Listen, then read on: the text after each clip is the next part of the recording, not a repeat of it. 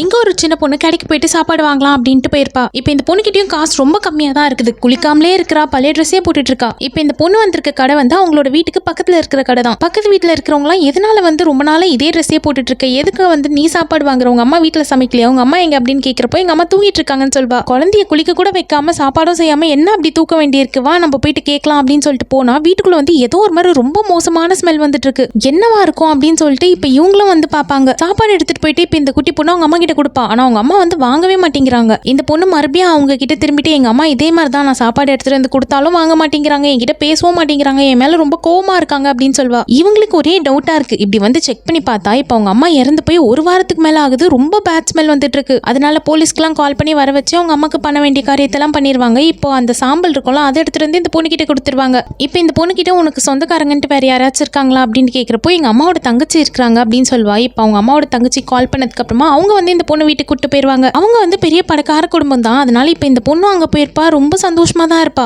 நிறைய ட்ரெஸ் வாங்கி கொடுப்பாங்க, ரொம்ப பாசமா பாத்துப்பாங்க. இப்ப அவங்க வீட்லயே ஏற்கனவே ஒரு சின்ன பொண்ணு இருப்பா. இந்த பொண்ணு வந்ததான் அந்த குட்டி பொண்ணுக்கு பிடிக்க மாட்டேங்குது. என்னோட வீட்டுக்கு நீ வந்ததுல இருந்து என்னோட சந்தோஷமே போயிருச்சு அப்படின்ட்டு இப்படி தட்டி விட்ட உடனே இந்த பொண்ணு வந்து கையில ஒரு ஜாடி வச்சிருப்பா. அந்த ஜாடியில தான் அவங்க அம்மாவோட சாம்பல் இருக்கும். அது வந்து கீழே விழுந்து உடஞ்சு போயிடும். எங்க அம்மா சாம்பல் வச்சிருந்த ஜாடியை நீ போட்டு உடைச்சிட்டு அப்படின்ட்டு இந்த பொண்ணு போட்டு அவளை அடிப்பா. உடனே அந்த குட்டி பொண்ணோட சித்தி வந்து உன்னை பாவம் பார்த்து வீட்டுக்குள்ள சேர்த்தா என் பொண்ணையே நீ அடிக்கிறியா அப்படின்ட்டு மறுபடியும் ரொம்ப அந்த பொண்ணு போட்டு திட்டுவாங்க. என்னதான் இப்போ இந்த பொண்ணு வந்து சித்தி வீட்டில் வந்து ரொம்ப பாசமாக பார்த்துக்கிட்டாலும் எல்லாத்தையும் வாங்கி கொடுத்தாலும் அவங்க அம்மா கூட ரொம்ப ஏழ்மையான வாழ்க்கையை தான் வாழ்ந்துட்டு இருந்தா. ஆனால் 1000 தான் சித்தி சித்தப்பாண்டி எத்தனை பேர் வந்தாலும் அவங்க அம்மாக்கு இணையா யாருமே வர முடியல. என்னதான் காசு இல்லாமல் கஷ்டத்தில் இருந்தாலும் வந்து ரொம்ப சந்தோஷமா இருந்தாங்க. இப்போ இந்த பொண்ணு இங்கே இருக்கிற வீட்டில் வந்து சந்தோஷத்தை தவிர அவங்க அம்மாவோட பாசத்தை தவிர மற்ற எல்லாமே இங்கே இருக்கு. நம்ம ஒரு பெரிய பணக்கார குடும்பத்தில் பிறந்திருக்கலாம், எவ்வளோ சந்தோஷமா இருந்திருப்போம் அப்படின்ட்டு இந்த பொண்ணு நினைச்சிருப்பா. ஆனால் இப்போ பணம் இருக்கு, அவங்க அம்மா இல்லை.